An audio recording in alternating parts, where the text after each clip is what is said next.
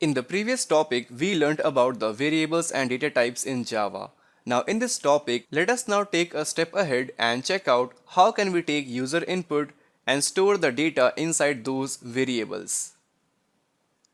So this was the example that I cited in front of you in order to explore the variables and data types in Java.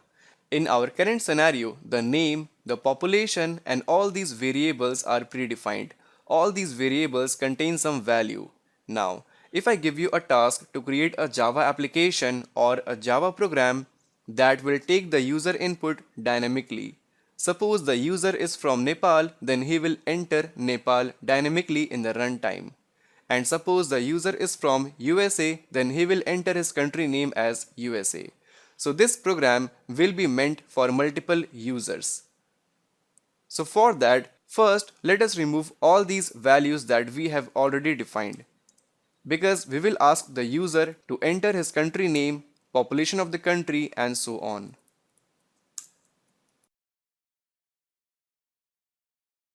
So currently all these variables are not initialized.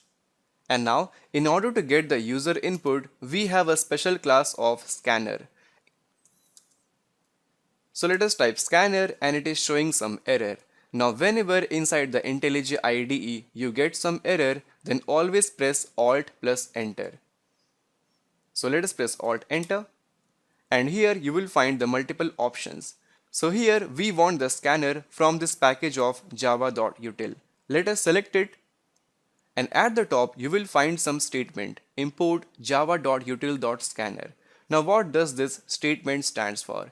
If you notice at the top, we have our package name defined, com.internshala.java application, that contains the class of main, right?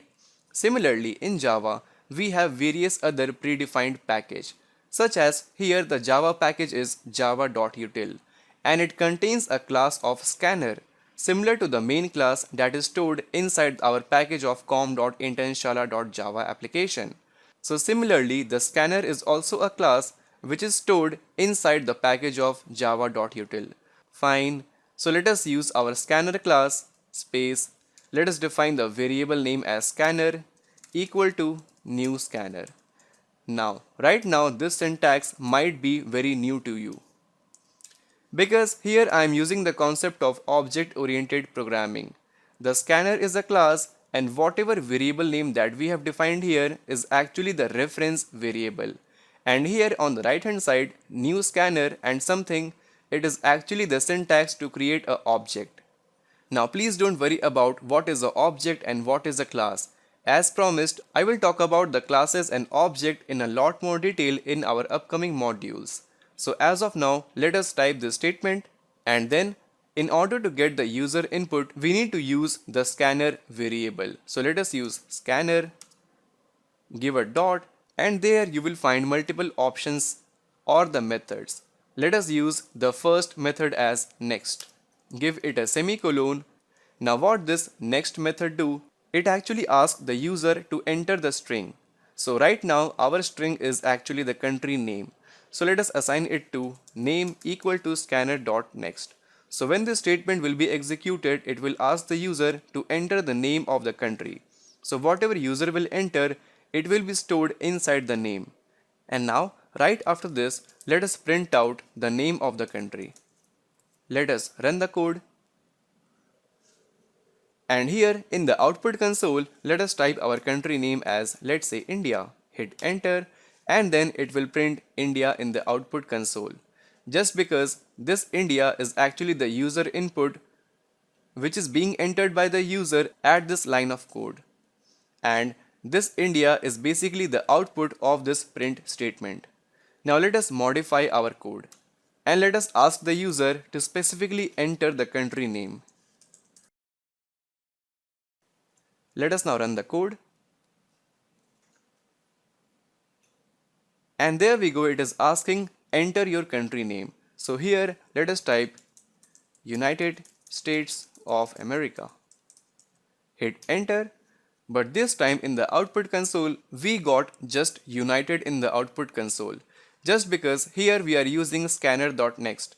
Now what this next method do? it simply returns the first token or the first string value that it encounter till it reaches the space. So as soon as it reaches United and after that space, it simply skips out the states of America and it only stores the value of United inside the country name. So what is a solution for this? So for that we have next line method.